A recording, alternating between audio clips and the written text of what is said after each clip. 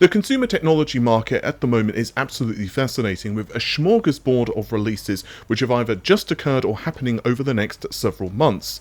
Chances are good that if you're watching this channel and dealing with my waffling on a regular basis, you're pretty into PC gaming, and have been following events with Intel's Arc GPUs, Nvidia's RTX 40, and of course RDNA 3, not to mention things like the Ryzen 7000 series processors and Intel's 13th generation CPUs. I'll discuss Arc further in a different video, as quite honestly I have a ton of thoughts for Intel's first foray into consumer graphics, or at least high-end consumer graphics. The TLDR here is that I think it's a pretty good first effort with a number of obvious weaknesses, DirectX 9 for example. I think it's perhaps a good indicator that Intel can be competitive in the future, particularly with architectures such as Battlemage and Celestial, but as always, the proof is in the pudding and all of that stuff. I will say, and not to beat on a broken record too much, but I do think that a third player in the market is always a good thing, whether it ends up being Intel or someone else, who the hell knows. And as for Nvidia, well, they're doing Nvidia things. RTX 40 basically hits the performance targets and the rumored specifications that we've been hearing about for months now. Honestly, I think RTX 40/Lovelace is actually a very impressive architecture. It's going to be very interesting over the next several months to a couple of years how games developers take advantage of all of this stuff, particularly with the ray tracing capabilities of the architecture. But as you probably guessed by now, the main focus of this video is RDNA 3. RDNA 3 is definitely one of the biggest leaps, I think, in graphics architectures from AMD, and we're going to be discussing a ton of aspects of RDNA 3, not only the rumored specifications and performance numbers, but also how it will compete against Nvidia, with the big question being, is Nvidia in trouble as we see RDNA 3 approach? And of course, we're going to get right into it after this message from the video's sponsor. If you're running a copy of Windows 10 which isn't activated, of course, not only do you have to worry about the missing customization options, but there's also that annoying Windows desktop watermark reminding you to activate. Today's video is sponsored by whokeys.com, and they have an excellent price on Windows 10 Professional as well as Home keys. Yeah, and they also of course sell games. I've bought a few Windows 10 keys with my own personal account to test everything was legit and worked in preparation for this sponsored video. You can pick up one of their keys for 25% off using the coupon code RGT in the checkout. There's links to their website in the video description. Also, if you're building a few systems, there's bundles available too. Again, you can check out whokeys.com and use the coupon code RGT for 25% off the listed Windows 10 key price. So let's start things out with the really basic stuff. What has AMD themselves confirmed about the next generation of RDNA? Well, the first important slide from AMD themselves is that they have stated PPW, performance per watt, is increasing 50% over RDNA 2. This is similar to what they achieved with RDNA 2 over RDNA 1. This goal is achieved using several methods. You can see yourself that the first is to move to 5nm. They have also utilized advanced chiplet packaging, re-architected compute units, optimized graphics pipelines, and finally the next generation of AMD Infinity Cache. We'll talk about that stuff in a moment. A second slide also tells us that AMD are boasting that they'll hit industry-leading PPW, pushing again the advanced chiplet packaging technologies, and mentioning system-level efficiencies, and finally advanced multimedia capabilities. I think the advanced multimedia capabilities speak for themselves, and we've probably already seen a preview of that, for example, of what Intel have been doing with Arc, and of course what Nvidia have been doing with RTX 40. Further to this though, we have David Wang, the senior VP handling Radeon at AMD, and he put out several very interesting tidbits of information on the subject of Navi 3X. You can see on your screen. RDNA 3 is our first gaming architecture which will leverage the enhanced 5nm process and advanced chip packaging technologies. Another innovation includes re-architected compute units with enhanced ray tracing capabilities and an optimized graphics pipeline with even faster clock speeds and improved power efficiency. To bring more realistic effects into the domain of real-time gaming, we are developing hybrid approaches that takes the performance of rasterisation combined with visual fidelity of ray tracing to deliver the best real-time immersive experiencing without compromising performance. Now, obviously there is a lot of stuff there that's left down to the imagination, but there is quite a lot of gold there. including, of course, that we now know that RDNA 3 is going to have faster clock frequencies, and we're going to talk about that in just a moment. Now, of course, AMD will give us a full rundown of all of this officially in early November, the 3rd to be precise. But this brings us to specifications from their official sources. I want to start things out with the flagship product, N31, and then we'll focus on N33. I'm not going to talk about N32 in this video, not because it's not an interesting product, but I think if you can see what happens with N31 and N33, it gives you a pretty good idea of what AMD are doing overall, and honestly this script is kind of long enough already. So I've already gotten the majority of the specifications right, which seems to be confirmed by Skyjuice over Astronomics. He actually filled in a lot of the gaps, and this is particularly true of the Infinity Cache sizes stuff, as well as die size information and a few other bits.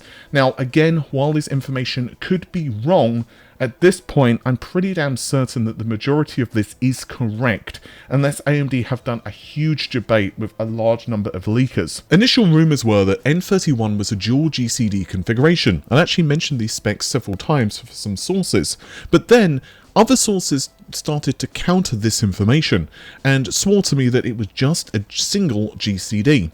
You can actually see how the specifications I was hearing changed over time to be much more in line with the current rumours. We can then overlay this with a mixture of Skyjuice's updated specifications, and with this, my information plus his, hopefully we have a semi-decent understanding of the N31 graphics chips. Now, I want to stress, this could be wrong, and until AMD officially confirms this stuff, take it with a number of pinches of salt. I'm not going to verbally state each spec that you can see on screen, as quite honestly it's just going to eat up too much time, but we'll just go over the most important elements. So, N31 will be based on 48 workgroup processors. These will sport 256 shaders, so that's 12,288 total. You could also say that this is 96 legacy CU as well, with each CU containing 128 shaders. So this basically means that each workgroup processor has double the number of shaders over RDNA 3's predecessor. But in this video, I'm just going to use the term workgroup processors and shaders, and I'm not going to mention compute units. But anytime workgroup processor is mentioned, you can basically double the number mentally if you want the number of CU. These workgroup processors then, in turn, are split across 6 shader engines and 12 shader arrays. Essentially, all of this stuff resides on the GCD, which is a chiplet a smidgen over 300 square millimeters in size, using TSMC's 5nm process, and houses other graphical and compute-based stuff, such as ROPs, TMUs, and the like. The GPU is then fed by 6 MCDs, these are measuring about 37mm, and is created using the 6nm process from TSMC. Each MCD is basically dual purpose. The first is being 16 megabytes of Infinity Cache, and the second thing it does is act as a memory controller to a couple of GDDR6 chips. Basically speaking, we're looking at 24 gigabytes of GDDR6 memory on the top end SKU, likely running at between 18 Gbps to 20 Gbps, which is the speed of memory we've seen SK Hynix recently announce. So then, 96 megabytes of Infinity Cache augments that 24 gigabytes of GDDR6 memory, although this Infinity Cache can be stacked. One high, or to put it another way, you can add another cache chip on top of the existing MCD. So again, it's one and then you add basically another floor to the top of that. So in essence then, 96 megabytes of Infinity Cache gets doubled up to 192, with each stack containing 32 megabytes. I think you guys get the idea of what that means. I also briefly want to mention a very intriguing patent.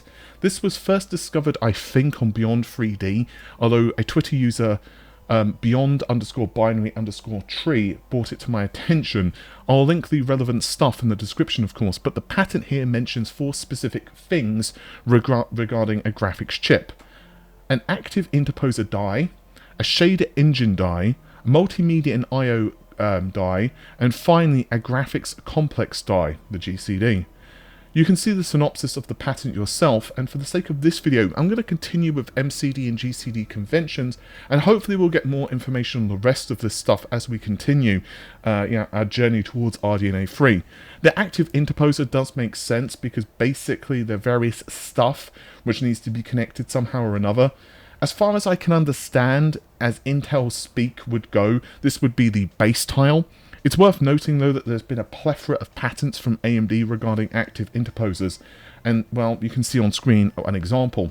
I'm stressing though this is just an example, and honestly I still don't have an exact idea of how this GPU is put together. I keep being told slightly different things on how RDNA 3, especially N31, it all comes together, and it's still not 100% certain, so I certainly would not go on these patents as gospel. But let's bring an obvious question to the mix. Power. So AMD have confirmed, as we mentioned earlier regarding that slide, a 50% plus PPW, performance per watt target. Now, interestingly, I've been hearing that 50% is the 6nm and somewhat different in design N33 chip. N31 is more efficient still, closer to 55 to 60%, but whether this is true or not, of course, will need to be verified. N31 is a flagship product. N31's flagship SKUs, such as the 6900 XT, hit 300 watt TDP. Without fully understanding all of the changes AMD have made to the chip, we can't 100% guesstimate the power consumption, but we can know that there is a huge increase in shaders, there is a shift to the 5nm process, and with AMD's own statements regarding TDP, and of course other things that they have confirmed like the chiplet-based nature, we can guess that it's going to be lower than the equivalent RTX 40 SKUs. I've personally heard 350, 375 and 395 watt TDP for the flagship SKU, with the AIB cards being allowed to go up to 450. As I covered recently, there's also a leak from NMAX. This seems to indicate that the highest end SKU, the Radeon 7950 XT, will reach 420. The numbers are not implicitly stated. Both AMD and Nvidia's next generation cards though are listed, including the aforementioned 7950 XT. If you build an identically configured system, albeit switching the 450 watt 4090 from Nvidia with AMD's 7950 XT, the power goes down about 30 watts, suggesting the card chomps down, well, 420. Clearly, NMAX's figures, or my own, could be wrong.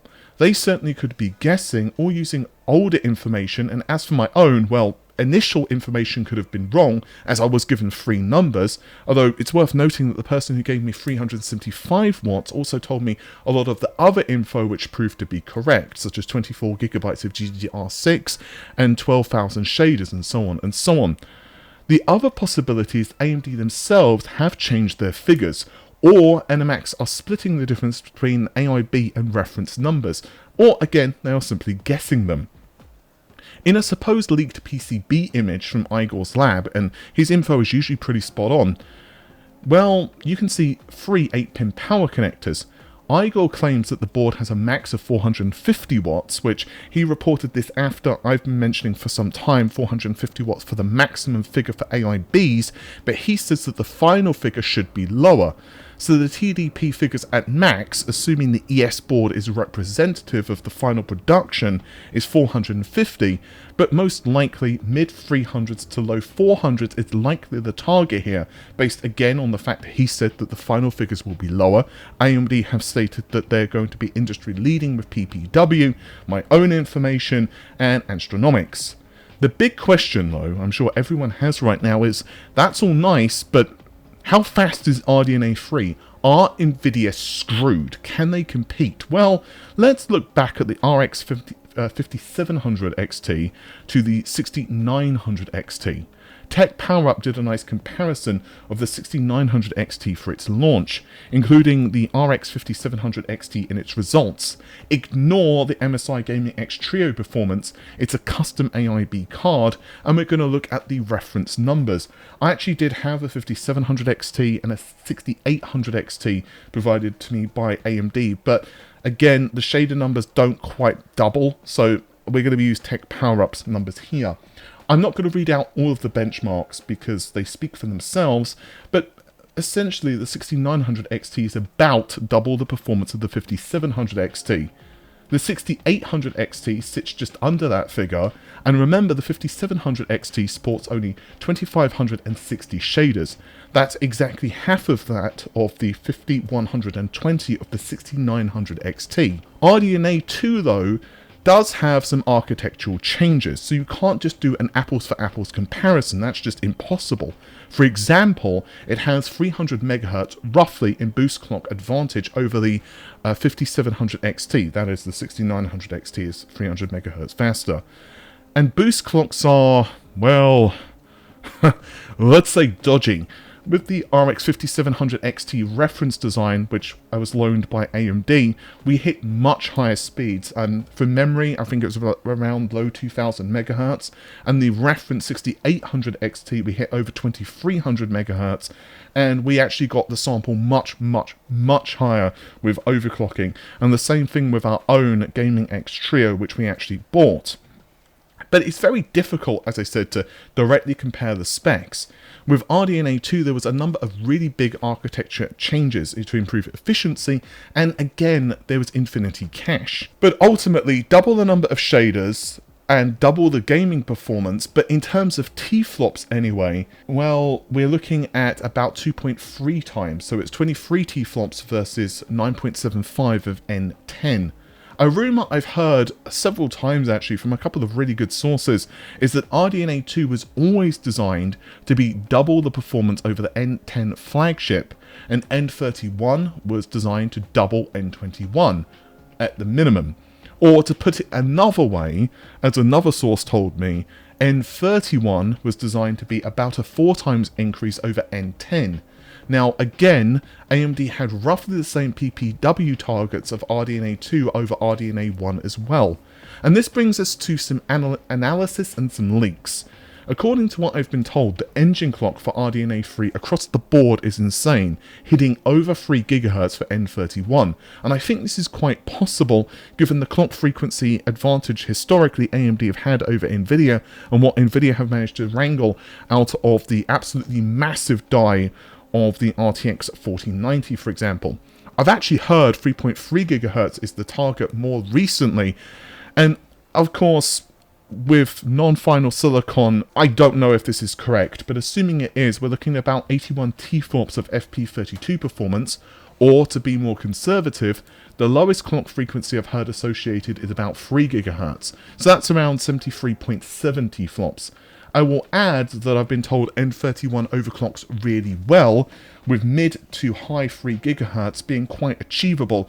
And honestly, I don't think that's too much of a stretch, because you could do that with RDNA 2 pretty easily. If anyone's ever messed around with the power limits of, and undervolting and that type of stuff of RDNA 2, they can attest that that's not that difficult. You can hit like 2600, 2700 megahertz, so I really don't think saying that 3.3 gigahertz or whatever for RDNA 3 is that absurd. But of course, to put it another way, this means in FP32 performance it's around 3 times more than N21, but FP32 is not a direct correlation with performance, as we've already mentioned. N21 is 23 T-flops versus N10's 9.75, so that's again about 2.3 times, yet it only doubles the performance. We are dealing with leaks upon leaks here, and it's very hard to know for certain what AMD have changed versus its predecessor. It's virtually confirmed, as I mentioned a moment ago, that there are a number of really big changes to the shaders, with the workgroup processor doubling them from 128 to 256 with RDNA 3. This seems to have even been confirmed not only with leakers but also Linux patches as well. The rumour, according to Astronomics 2, is that we're going to see Oreo. No, it's not some tasty cookie, but instead opaque, random export order. This is kind of a complicated topic, but basically it just adjusts the order flow of instructions and reorders them, and it also saves die space and improves efficiency. Another change for RDNA 3, which has been recently confirmed via patch notes in Linux, are changes to the Vgpr. I covered this as the news broke in much more detail, but in summary, we're seeing GFX 11 or RDNA 3, if you prefer, see a 50% increase in physical Vgpr vector general purpose registers and a 50% larger allocation granule than RDNA 2, GFX 10. Things like clock frequency, amount of RAM, amount of workgroup processors and so on get the most press and focus, but the change here is not a minor detail to brush under the technical carpet. As part of code optimization strategies, pressure on registers and caches typically, well, they're just a big way to squeeze extra performance out of an architecture, and a 50% increase over RDNA 2's is huge. I'll also add that RDNA 3 and N31 and N32 seem to support this, but potentially, again, according to what I've been hearing, N33 doesn't. One thing that may point to this being correct is actually a comment within Linux itself, because it states that 11.0 and 11.01 ISA support this, but 0.2 and 0.3 do not. So with all of that said then, the rumours for N31's performance have long been 2 times that of RDNA 2, and I really don't see how they could not achieve this in raster, providing the current understanding of the architecture is correct, and that there are no bottlenecks that we simply do not know about, and there are no software related issues. I think it's possible that AMD could hit a higher number for certain, but it does depend on a plethora of factors, not least of which is Infinity Cache. Again, it is smaller than N21's 128 megabytes. It's relatively titchy compared to the increase in, say, the shader throughput N31 is capable of. To my understanding, and doing a lot of digging around, this is achieved through several means. The first is that, well, memory is simply faster. Not only do you have a much wider bus, of course, but you also have the clock frequency of the modules themselves, well, just being faster. Even if it's only 18 Gbps, we're looking at 864 gigabytes of bandwidth. That's compared to just 512 of the 6900 XT. If we go with higher rated memory, which is technically available, we could be looking at about 960 gigabytes per second of memory bandwidth. Now notice in terms of size then, the 96 offered by the Zero High Stack, N31 is around 20 megabytes more than the RTX 4090's L2. Lovelace saw a huge increase in L2, and this has several benefits, not least of which is that certain stuff on the GPU can be very latency sensitive, such as ray tracing. Nvidia employed a crap ton, that's a technical term, of adjustments to Lovelace for ray tracing performance and other optimizations across the entire GPU's architecture. But in a raw sense, essentially the RTX 4090 and 3090 Ti essentially have the same amount of memory bandwidth. Basically, Nvidia is feeding all of those additional CUDA cores and other things packed onto its huge ass die with changes to the cache and other efficiencies. From what I therefore understand, AMD's N3X Infinity Cache is considerably more efficient. There's that word again. It's not just faster than N21, but also smarter in how data is selected, compressed, and I've no idea if this is true, but RDNA 3's Infinity Cache is equivalent to being 3 to 4 times larger if you compare it to N2X terms. Or, to put it another way, I was told that if the tech of Infinity Cache was the same as RDNA 3 as it is 2, the 96 megabytes would be closer to 288 or 384 megabytes in size. I'm also told that N31 will compete against Nvidia's highest end Lovelace SKUs, the 4090, which is official of course in its specification, the 4090 Ti, and the RTX 4080 Ti. I don't want to waste video space really talking about the potential specs and performance of Nvidia's SKUs, and I've already spoken about 4090 Ti several times before, but long story short, I think AMD have a really good chance here to do raster well. There's also comments from David Wang which indicates that of course RT performance for RDNA 3 will see a big improvement, and this of course is backed up by that very interesting slide which was released several months ago. Now, how much of this comes from a software stack, which is certainly no small part of the equation, as Intel are finding out right now with Arc, to its detriment, drivers can either make or break you. But there's also the hardware question, and honestly, this is the part that's really a question for me. I've spoken to a number of people on the RT performance, and quite frankly, a number of them have contradicted one another. The performance ranges from disappointing in RT, which honestly doesn't mean anything, because what your expectations are sets how much of a disappointment something is. For example, if I tell you, well, I'm gonna take you out for dinner, your expectation might be that I'm gonna, go and take you to a Michelin class restaurant and spend like $200, $300, $400, $500. But then again, I could just take you to McDonald's to get you a Happy Meal, right? It's like your expectation is gonna make a lot of difference. So the performance, as I said, ranges from disappointing from what one person told me to considerably better or closer to Lovelace than you'd think. I honestly don't know which is right, but I don't think that AMD are going to make the mistake of RT being a side thought for RDNA 3. RT is now becoming increasingly important in graphics, and whether we like it or not, developers are going to continue to push towards a ray tracing future. I frankly am all in with ray tracing, and I've also spoken to a few engineers of Nvidia under the table, and I will not directly quote them here, but I will say that Nvidia is making a lot of moves, of course, to full-time path tracing in games. Not that that's a secret. They've done a shit ton of research on this. You can check out my RTX 40 path tracing video, and it's early days, but we've already seen a preview of what's to come with Portal and Cyberpunk. Further to this, well, there's a mid-generation of consoles which will likely sport upgrades. The PS5 Pro and Xbox Series Z? These consoles have already been semi-confirmed by other leakers, and I've already mentioned the targets of the PS5 Pro long before that, but I do think Sony and Microsoft will double down on RT. This is speculative, based upon things I've heard from sources, as well as public documents, but either a PS5 Pro or a PS6, I think, will have to feature huge strides in ray tracing. For what it's worth, Microsoft's own next-generation plans are firmly underway, and I also suspect Microsoft will want to push ray tracing as well. There's a lot of reasons I think this is true. One of them is Sony's own RT research. There have been a number of intriguing patents from Sony, and I've covered them extensively, but perhaps one of the more interesting things is an official conference of sorts hosted by Sony. It was clearly not designed for the end user in mind, instead developers and creators. It was mostly from the perspective of offline rendering, i.e. movie scenes, but it did specifically hint of usage of this in ray tracing for games. Now, I've gone deeper into this in its own video, but basically speaking, the quality of RT/PT, ray tracing, path tracing used by Sony is reduced, fewer pixels, fewer samples essentially, and then is resampled to a higher quality final output.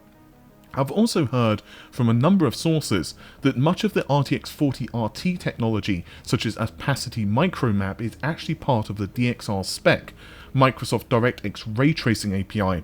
Now, to be clear, from what I understand, Nvidia did a lot of the R&D and pushed it first, basically laying a lot of the groundwork, such as they did with early ray tracing. But to adopt this technology to the wider market, it needs API support. And to do this, they need to work with Microsoft for DirectX, Kronos for Vulkan, and so on and so on. They cannot simply rely on its own extensions. Remember, technically, we've already seen this firsthand, such as NAS, or Nvidia Adaptive Shading, which was part of Wolfenstein Young Blood. It basically was Nvidia's implementation of VRS, although I don't think it's as good as the Tier 2 VRS by any stretch of the imagination, although I can't remember too many details about NAS as it was not widely supported. There was also even mesh shaders being pushed by Nvidia as well, and this was basically a Vulkan extension which was used even in Turing's Asteroid demos, so this was back in like 2018 or whatever. And it's not like mesh shaders have exactly seen widespread support for PC games or Xbox games right now. Bottom line is, this tech is therefore open to AMD to introduce to its GPUs, and Intel as well. The issue is though whether AMD will have enough lead time to incorporate it into RDNA 3, or whether it will be RDNA 4 that will see this. I actually don't know the answer here, unfortunately. I'll leave it to you guys to speculate down below, but if I had to guess, it certainly makes sense for a next generation Xbox upgrade, if nothing else. but remember that is coming later than RDNA 3 for the desktop. So my general thoughts are then that I think, based upon the specs that I've personally heard and are out there in the wider market, such as SkyJuice has, said the same thing, I think it's very difficult to say that RDNA 3 will not be competitive to Nvidia's hardware. Ray tracing is the bigger question to me, and honestly, I just think it's so much conflicting information on ray tracing, it's hard to know. One thing is for certain, AMD's GPUs should be cheaper to produce than RTX 40s. Of course, SkyJuice's die sizes could be wrong, but I think they're pretty spot on from what I've heard. The MCDs are produced on the cheaper 6nm process, which again helps with cost, as MCDs don't need to be on the smaller process, and there's certainly an argument that the packaging technology will contribute to cost, but fan-out technology is relatively cheap, and honestly it's just going to be dwarfed with the savings of the smaller die and other stuff that AMD are doing. I do expect AMD could be cheaper, but given the success of RTX 4090s flying off the shelf at the MSRP, and even more expensive prices, I don't know about you guys, but I have noticed a few retailers in the UK doing a little bit of price gouging, which is not good. I tried to pick up a 4090 myself around launch, and well, let's say didn't end up with a 4090, but I certainly had a little bit of retailer rage. AMD's strategy here will be interesting though, given that their 5nm allocation is not just for Navi 31, with Navi 32 coming later, but also the Ryzen desktop market and mobile chips which have powered Zen 4, as well as the rather lucrative server market. It's not just the cost of the GPU itself versus Nvidia, but AMD's desire to make revenue, but also a conversation it needs to have with itself on its profits of 5nm. There are also reports right now that it's changing its plans regarding Zen 4 processors simply because that the PC market itself is cooling down right now. It's very hard to know honestly what's going to happen with the pricing. Right then, let's move on to Navi 33, shall we? Seems like a jolly good idea, because while this lowest end RDNA 3 chip is, well, the slowest, aren't you glad you're watching this video for such insight? It also represents several important target markets for AMD.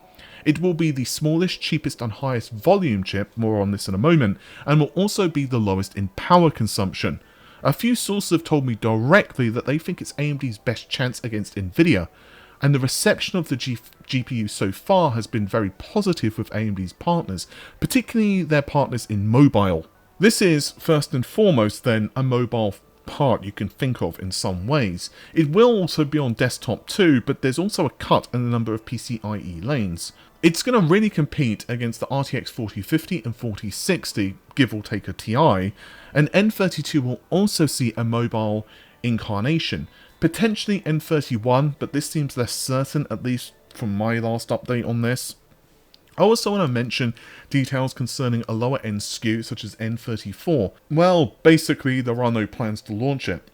And as far as I can tell, even if the plan did at one point kind of point to an N34, it's been scrapped and no design actually started.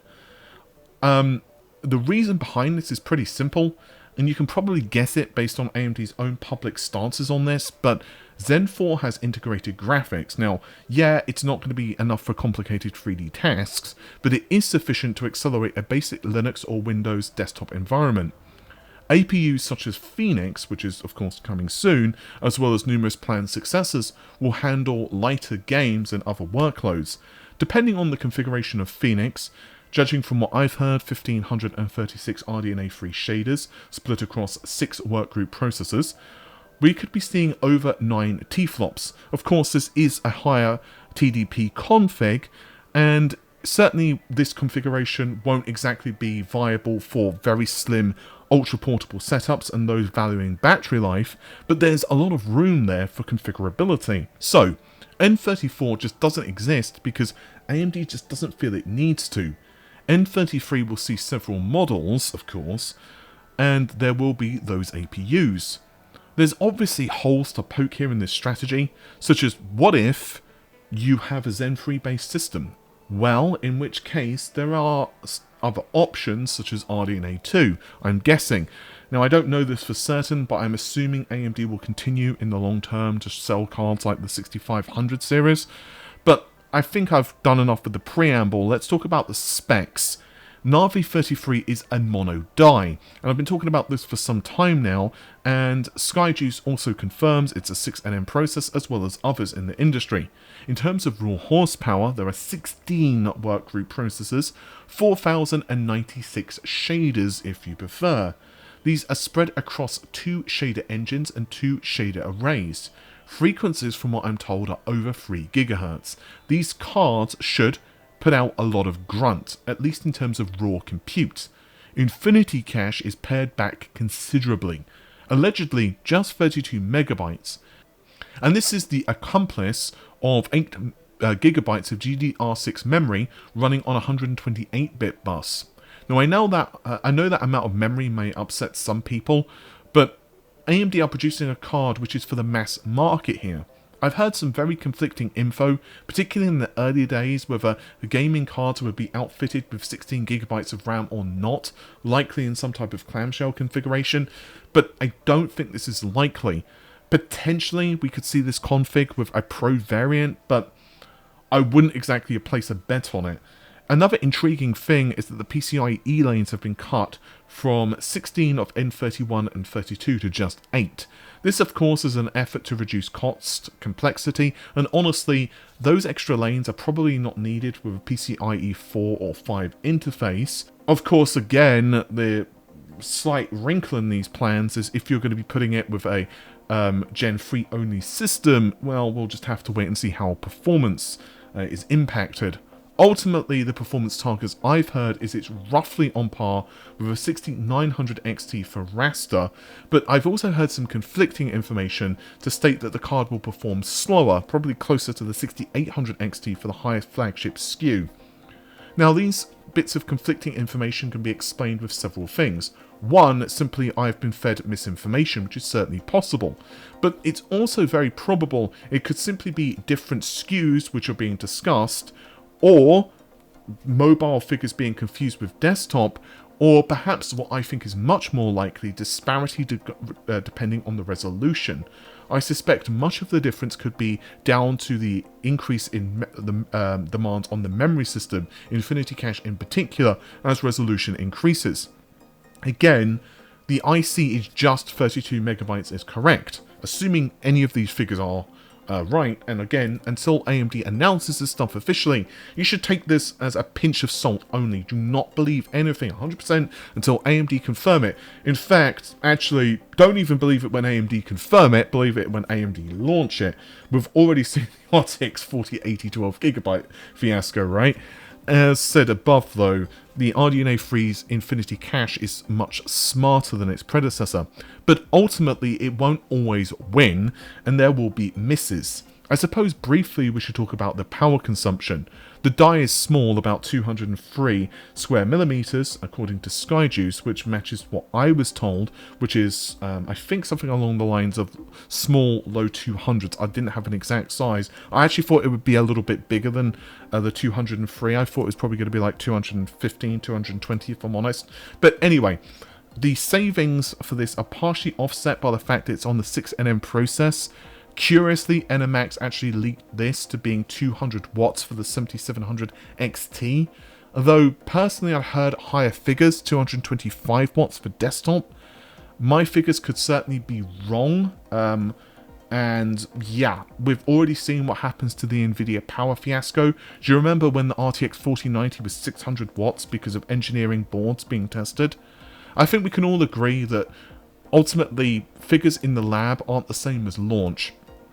Given the smaller and less complicated die, the 6nm process, various architecture enhancements, basically speaking, AMD are making the actual architecture more power efficient. I do suspect that 200 watts, low 200 watts, is very achievable for N33. The mobile iteration, of course, will be rather configurable, but I've also heard from a couple of sources that premium quality dies go towards mobile. I honestly don't know whether this is true, but in theory anyway, of course, it would help to keep the clocks and performance higher in mobile. Again, looking at the specs I was told, we can see power ranges significantly here. AMD's current lineup of RDNA 2 cards show offerings such as the RX 6850 XT hitting over 160 watts. The highest figure I've heard for mobile RDNA 3 is 150. Frankly, I don't know if it will go up to this level of power consumption, but I'll include the full range of what I was told for the sake of completeness. And this is a really lucrative market for AMD. And obviously the smaller die also has other benefits. It's easier to implement in mobile, cheaper, and the 128-bit memory interface also reduces the complexity and cost associated with the board itself, either in a discrete GPU product or found on, you know, a PCB in a motherboard. In a laptop in a motherboard. Ultimately, I expect AMD shall be very aggressive when it comes to the pricing of this product.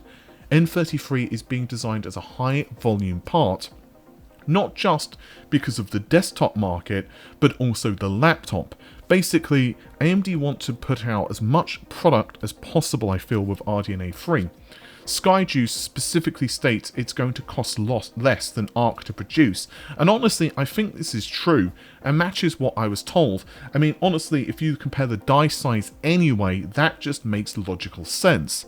Speaking simply here, AMD has a part which it can pitch at super cheap prices. I wouldn't be surprised if the 7600 XT GPUs start around the $300 mark, possibly even cheaper, but I wouldn't be that confident in saying that. All I'll say is that a single source told me these cards will be, quote, very cheap. I would say, though, that prices are set very late, and it's going to be extremely interesting to see how Nvidia counters N33 in the laptop space, and what the various power configurations will look like in die size and performance. So there you have it, guys. Hopefully you found the video enjoyable, and I think we've gone pretty much over all of the pertinent RDNA 3 information, and perhaps you have a better understanding at least of my thoughts of how the situation is going to end up with AMD and Nvidia. I hope over the next couple of weeks we start to get more solid information regarding the performance figures of RDNA 3, as obviously it gets closer and closer to launch. We can expect more people basically to have access to the higher end SKUs, and perhaps online benchmarks to start appearing. It's going to be absolutely fascinating to see how this next couple of years in GPUs ends up, kind of just where the chips may fall, I suppose is the best way of putting it. It's a very odd situation, I think, that we're in. Not just because I think that we've got a really big leap in graphics in terms of the hardware capabilities, but there are a number of very intriguing software-related things that are happening at the moment. Again, DLSS 3, for example, but now that developers have become a lot more familiar with things like ray tracing, now that, you know, even Unreal Engine 5 has started to be released, Microsoft are pushing, you know, direct storage and all of this stuff, I feel that finally we're getting into a situation where all of these technologies are kind of coming to a head. We've been hearing, you know, the benefits, just for example, about mesh shaders and direct storage and all this other crap for I don't even know how long, but ultimately, obviously, it takes time for this stuff to start filtering into, well, actually things that are useful for gamers. In other words, products which utilize the technology. And now that Unreal Engine 5 and other tech has started to really filter out to the mainstream, it's going to be absolutely interesting to see how all of this ends up. And that's not even to do with the political stuff, you know, with all of these companies and how they market their cards and what the prices end up. I'm going to be very interested to see how Nvidia price cards like the RTX 4070 and 4060 GPUs after the, I don't even know what you would call it, the deluge, the flood, the oh my god, how do we have so many cards, why did mining dry up, please God help us, you know, like, it's just, when all of those cards start to filter out of the ecosystem, and it's going to take a while, obviously, it's going to be very interesting to see how all of this occurs, and obviously that's one of the reasons that AMD delayed RDNA 3's Navi 33 SKU. It doesn't so much impact mobile. I have been hearing rumours that the mobile N33 launches first, then desktop later, but I don't know, honestly. I mean, I think some of this stuff is really just going to be a decision that AMD or whomever makes pretty much closer to, like, you know, or basically closer to the time. And that's to say nothing as well as what Intel are going to be doing with Arc, and like their drivers are so weird at the moment. Like you can get really good performance in one game and then really crappy performance in another, and obviously different APIs. Like, yeah, I do feel that Intel will do better with this, but ultimately speaking, there's so many questions that we have. My personal opinion, and this is my personal opinion, this is not me telling you what to do. Like, at the end of the day, I'm just some, you know, dude with a microphone, some idiot with a microphone, and your money is your money. You go to work, or, you know, you've won the lottery, however the hell you've got your cash. You know, you sell your photos of your cat on the internet, let's just say that. And it's like, your money, you do what the hell you want. If you want to buy, like, you know, 20 RTX 4090s and, like, I don't know, set up a rendering farm in your home, more power to you. My personal opinion, though, at this point, is wait until, you know, the 13th generation benchmarks come out for the, you know, 13900K or whatever performance SKU that you want to go with. And also wait for RDNA 3 benchmarks. Wait at the very, very minimum for AMD to announce RDNA 3 and the pricing. I don't think AMD are going to be, as I said earlier in the video, I don't think they're going to be selling this thing for like $2.50. But at the very least, if you have an understanding of what the pricing, what the performance, what the specifications, what the features are for this thing are, you can make a better purchasing decision. Now, some people, they cannot go with an Nvidia or an AMD solution for whatever reason. It may be that they need Nvidia features, or perhaps their application just accelerates better with a specific GPU or whatever. And that is just what it is, right? You can't just... They are just what they are. Some operating systems, some specific scenarios just do better with certain GPUs, some vendors, and hopefully the other vendor will catch up in that specific scenario, but that is what it is. But my personal opinion, if you just want to see frames go brrr, and thank you random fly for getting in shot, that really helps and didn't screw my concentration up whatsoever.